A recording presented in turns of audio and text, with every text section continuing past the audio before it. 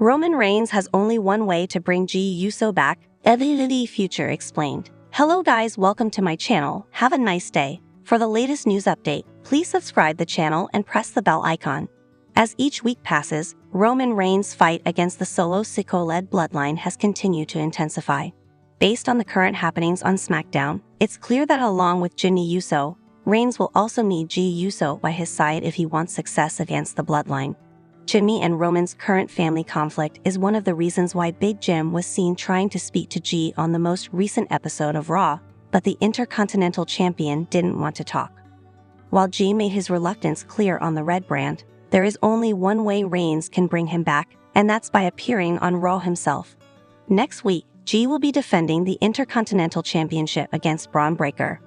WWE can plot an angle where Breaker attempts to brutally hit Jey after their match, regardless of the result.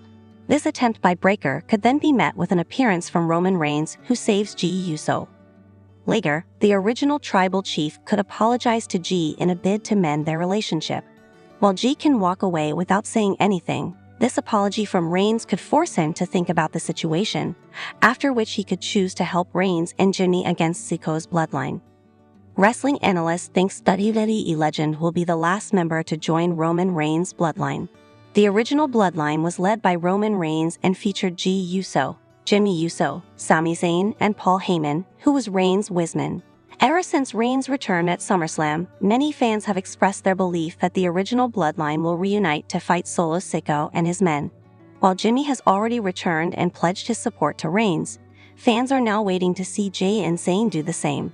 However, apart from these two superstars, a return from Paul Heyman will also be needed to complete the original bloodline. As per wrestling analyst Sam Roberts, Heyman will be the last member to join the original bloodline. During an episode of his Not Some Wrestling podcast, Roberts mentioned when he thinks Heyman will return and what would be his role. I think maybe Paul Heyman is the last member of the bloodline to come back. I think it's like we're missing something and then it's Heyman. Maybe right before War Games, Paul Heyman comes back to strategize how they win in War Games, he said.